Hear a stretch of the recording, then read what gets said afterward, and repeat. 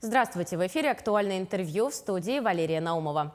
Как изменится жизнь арктических районов Якутии с приходом скоростного интернета? Как путем голосования малочисленные села подключаются к глобальной сети? О скоростях, качестве и доступности интернета в Якутии поговорим с Андреем Сусловым, заместителем министра инноваций, цифрового развития и инфокоммуникационных технологий Республики Саха-Якутия. Андрей Владимирович, здравствуйте. Добрый день, Валерия. Расскажите, пожалуйста, каковы успехи в покрытии широкополосным интернетом в республике? На сегодняшний день проведена большая работа с операторами связи в республике. Порядка 13 тысяч километров ВОЛС уже проложено. Это ВОЛС пришел в 373 населенных пункта. И порядка 91% населения, это где есть доступный и высокоскоростной интернет. В 2021 году ВОЛС пришел в 70 населенных пунктов. Также хотел поблагодарить компанию совместную работу Ростелеком, где в 2020 году было значимое событие, что за полярный круг пришел высокоскоростной интернет. Это строительство ВОЛС до поселка Оленек.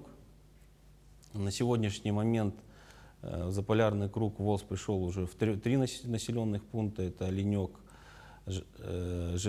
Харылах и Желинда, где население получает хорошие услуги высокоскоростного интернета.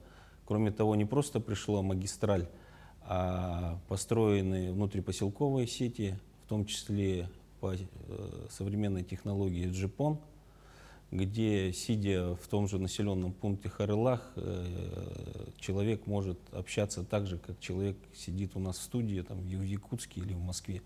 То есть скорость и услуги позволяют получать качественную связь, в том числе и сотовую связь. Также у нас, согласно муниципально-частных договоров, тоже ведутся строительство ВОЛС, это в Алекминском районе. ВОЛС идет как раз с поселка Синск Хангаласского, стройка, и уже дошла до Малыкана, Саныхтата и Мархи Алекминского района, где уже тоже подается высокоскоростной интернет. Осталось небольшой куст построить, это с Солянки до Урицка, и получается Алекминск уже тоже будет полностью покрыт. Его населенные пункты, вот эта южная сторона, да, будет покрыта высокоскоростным интернетом. Кроме того, дальнейшие планы — это сделать кольцо, дальше тоже до Ленского района, пройдя как раз Алекминский район, тоже все, что касаемо вдоль Лены, то есть уже вот с Якутска мы дойдет, как сказал ВОЛС, и дальше уйдет это Дельгей, Чапаева, Мача и Ленский район. Тем самым получится кольцо, где получится резерв интернета. Вот. Кроме того, у нас тоже заключены соглашения между правительством республики и компанией НПО «Импульс», которая тоже строит волоконно-оптические линии связи. Это Верхнеколымский и Момские районы. На сегодняшний день они уже полностью тоже готовы, прошли все экспертизы, прошли все согласования.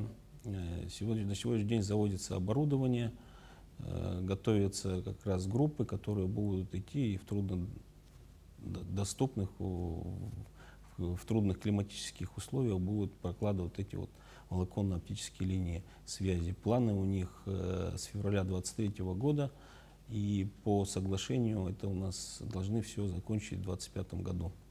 Но также и мобильные операторы расширяют зону своего покрытия. Совсем недавно мы знаем, что Мегафон заработал в отдаленном наследии Желинда. Да, Желинда у нас на сегодняшний день полностью построен ВОЛС магистральный, куда пришел скоростной интернет. Оператор поставил оборудование четвертого поколения 4G, где теперь тоже жители отдаленного поселка Жилинды, я там был, то есть туда очень трудно добираться. Это получается 3 часа лететь на самолете, это бомбардье, и плюс еще 3 часа лететь на вертолете. То есть и там поселок достаточно большой, порядка там 1000 человек проживает.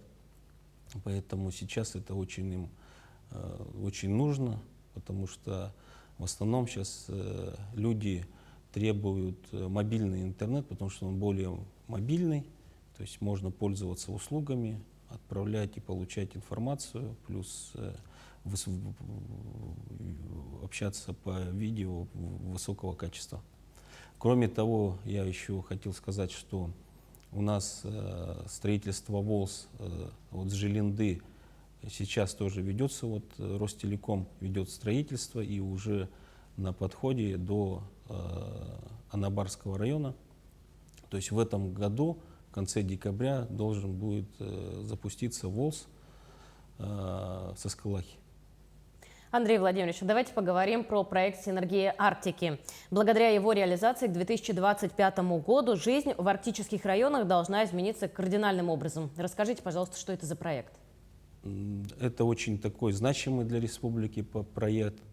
Это проект больше социальный, потому что в основном у нас это отдаленные арктические районы, которые у нас сейчас в основном связь получают по спутникам. Спутник у нас очень дорогой. И поэтому это очень такой нужный. Он был согласован, у нас есть подписано соглашение республики Саха-Якутия с Министерством цифрового развития Российской Федерации. По данному проекту ведутся работы в части финансирования. Как только появится финансирование, мы готовы приступить. То есть сам проект рассчитан на 3 года, должен с 23 по 25 год. Он охватит, куда придет магистраль, это 11 арктических районов, где проживает порядка 73 тысяч населения. Расстояние, где будет проложен, это порядка 7 тысяч километров. Это очень громадное расстояние, плюс болота, леса, тундры, то есть в таких трудных, непроходимых территориях будет это все прокладываться. И в планах у нас будет осуществлять эти работы, это наш оператор республиканский, это акционерное общество «Арктик Телеком», который будет, он сейчас как раз формирует вопросы как раз по закупу оборудования. В основном это будет отечественное уже, импортно замещенное и оборудование, и кабеля, то есть это все будет отечественного производства.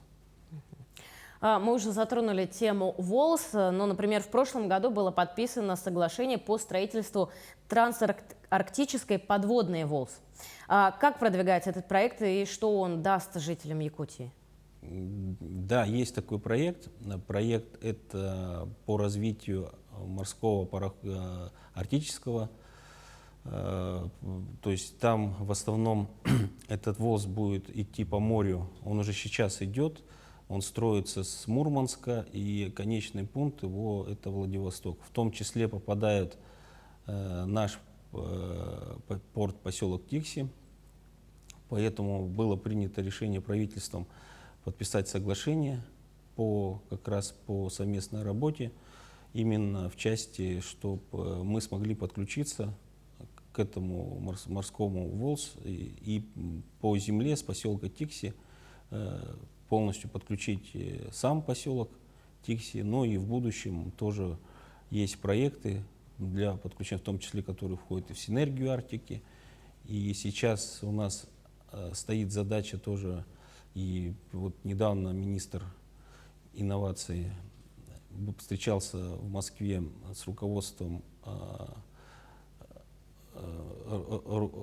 Росатом Оверсис, который вот сейчас строит в Усть-Куйге атомную станцию, где тоже договорились, что возможно они войдут в финансирование этого проекта, где с Тикси до Усть-Куйги будет проложен волос как раз для атомной станции и вот этого карьера Кучуз, которое золоторудное месторождение, где будет добываться золото. Недавно в социальных сетях бурно обсуждали тему голосования за подключение малочисленных населений, где проживает до 500 человек, к скоростному интернету.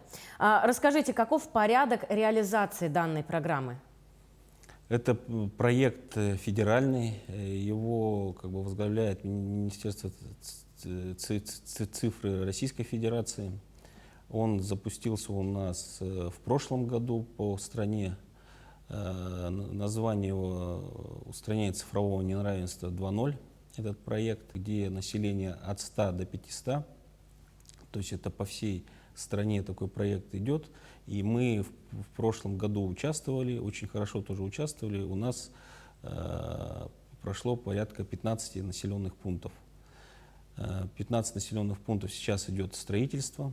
То есть именно в этих населенных пунктах до конца 2003 года будет высокоскоростной интернет мобильный 4G. 9 населенных пунктов это будет запущен, это март 2003 года, а все остальные 6 конец года, как я сказал. Но это сдвинулось в связи с тем, что обстоятельства поменялись в мире и в стране, да, все это знают, поэтому из-за того, что там проблемы возникали из-за оборудования, то что оборудование как раз зарубежного производства, и поэтому маленькие сроки сдвинулись. Но гарантированно они будут построены. Также в этом году стартовало голосование. На сегодняшний день, то есть тут в таком же параметре от 100 до 500, то есть каждый житель, который достиг совершеннолетия, может проголосовать за свой населенный пункт, где он живет, или же родственников, кто может, тем самым даст возможность как бы отдаленное, труднодоступное село, чтобы была хорошая связь и доступна для всего населения нашей Родины, общения и так далее, и так далее. Ну и завершая наш разговор, конечно, хочется спросить, как меняется жизнь в населенных пунктах с расширением и улучшением качества интернета? Ну, даже вот у нас есть пример, когда мы вот посмотрели при приходе в тот же Оленек высокоскоростного интернета, сразу поднимается объем это почты. То есть люди начинают покупать товары через интернет-магазины, то есть увеличивается объем мелких вот этих пакетов, то есть больше как бы общения. Ну и самое главное, что это первое, это возможность дистанционно обучаться людям, плюс получать образование, возможность трудоустройства по интернету, то есть сидя, например, в том же Хайрелахе можно продавать свои изделия, как ножи, как какие-то там поделки, потом товары, которые сами они производят на местах, то есть их распространять по всему миру. Такая практика тоже существует благодаря приходу вот этого высокоскоростного интернета. Андрей Владимирович, спасибо большое, что пришли, ответили на все наши вопросы. Благодарю вас.